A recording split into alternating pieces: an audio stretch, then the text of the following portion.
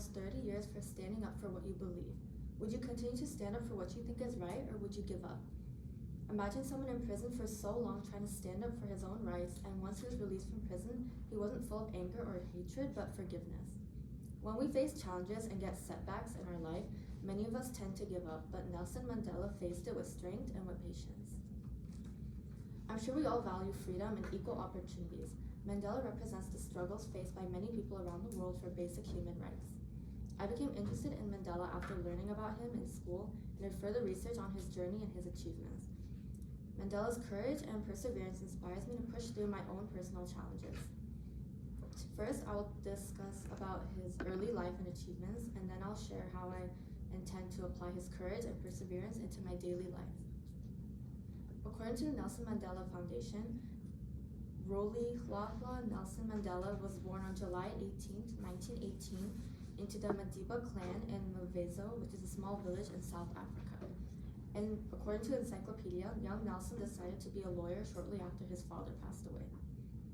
As explained in National Geographic, Mandela was expelled from University of Fort Hare, and he wasn't able to complete his bachelor's degree in arts because he joined a student protest against the lack of power in the student government.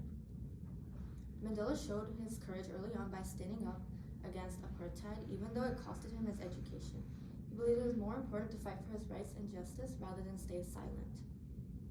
According to the Nobel Prize Organization website, Mandela was arrested in 1962 and sentenced to 5 years imprisonment with hard labor. He was arrested many other times earlier for protesting. He was arrested many times for protesting and received a life sentence in 1964.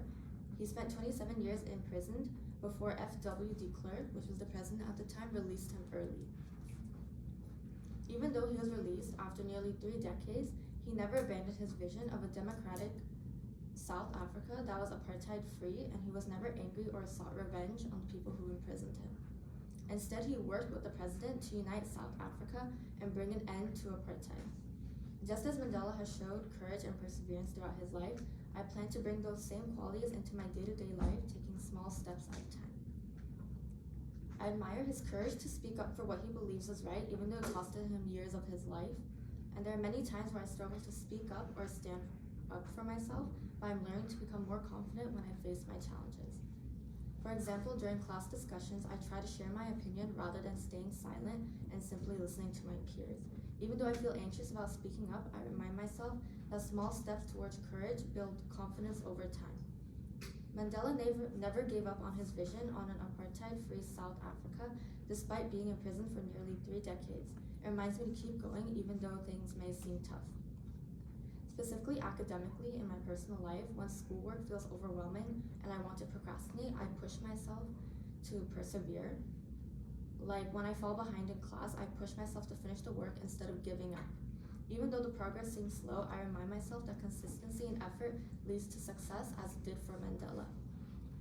In conclusion, Nelson Mandela's life of courage and perseverance is something I'd like to learn from. I've shared his early life and accomplishments, as well as how his qualities inspire me more in my personal life. Mandela's courage and perseverance motivates me to face my challenges in strength and to not give up. As Mandela once said, I learned that courage is not the absence of fear, but the triumph over it. A brave man is not he who does not feel afraid, but he who conquers that fear.